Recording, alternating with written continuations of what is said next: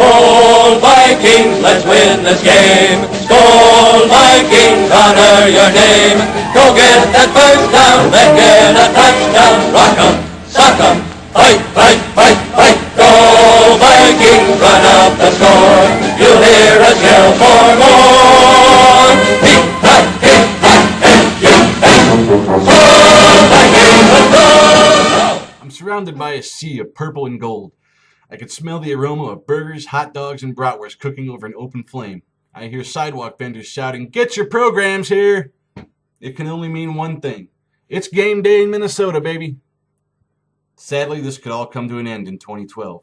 After the 2011 NFL season, the Minnesota Vikings lease at their current stadium, the Metrodome, expires.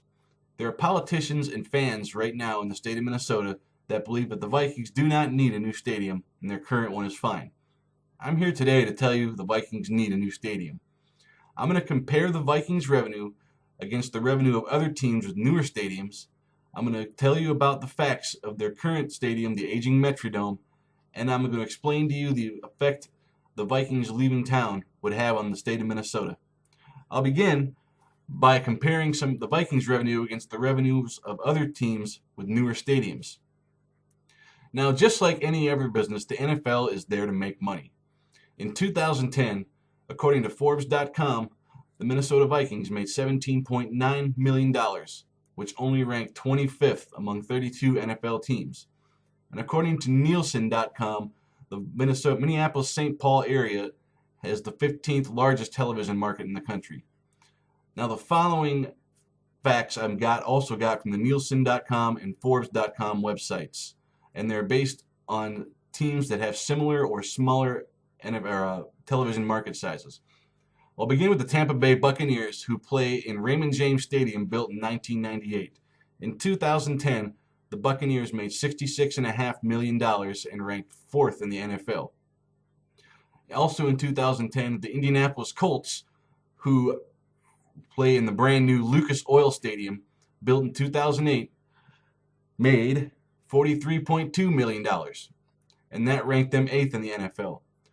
Finally, the Cincinnati Bengals, who rank 34th in the Nielsen.com market, as a television market, made $49.4 million, ranking them number 5th. Their stadium, Paul Brown Stadium, was built in the year 2000. Now, as you can see, numbers make a difference. Those stadiums are at least 16 years newer than the Metrodome, and each of those teams has made at least $25 million more than the Vikings. So now that I've compared the revenues of teams with newer stadiums with the Vikings' revenues, I'm going to explain to you a little bit about the aging Metrodome. In December of 2010, a massive snowstorm struck the state of Minnesota. The effects the snowstorm had on the aging Metrodome were absolutely devastating. We've got some exclusive footage from the Metrodome last night. Snow leaking in the roof, and the roof collapsed this morning.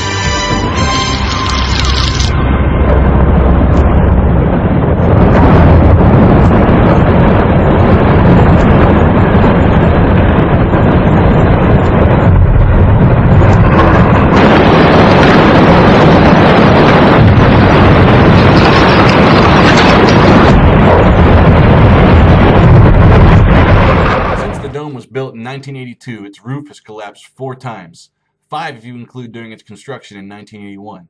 Snow has been the cause of 4 or 5 of those collapses.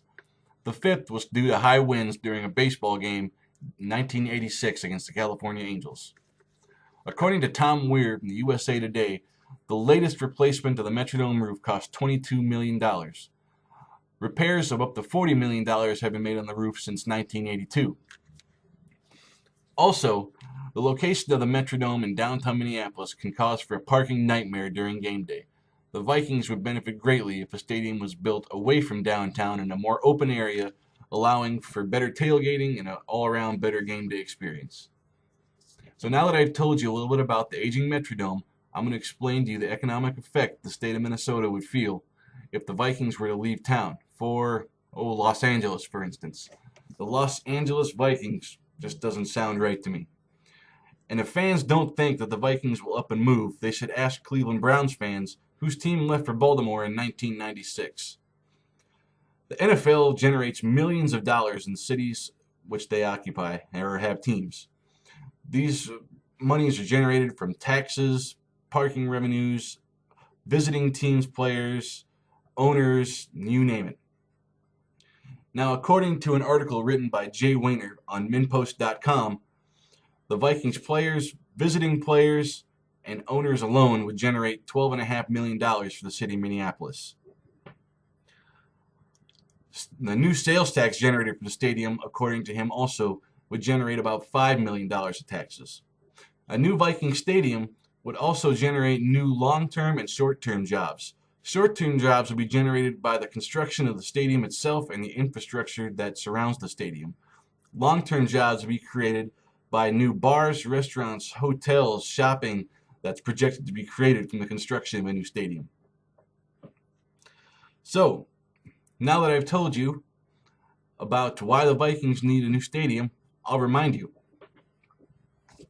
I've compared the Vikings' revenues to the revenues of those other NFL franchises with newer stadiums. I've told you about the aging Metrodome, and I've explained to you the economic effect the Vikings would have on the state of Minnesota if they were to leave town. Minnesota fans feel the effects of losing teams in the past. It can happen. Their NBA's Lakers left for Los Angeles in the 1950s. The NHL's North Stars left for Dallas in 1993.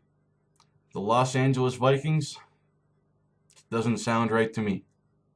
Vikings, Skol Vikings, let's go!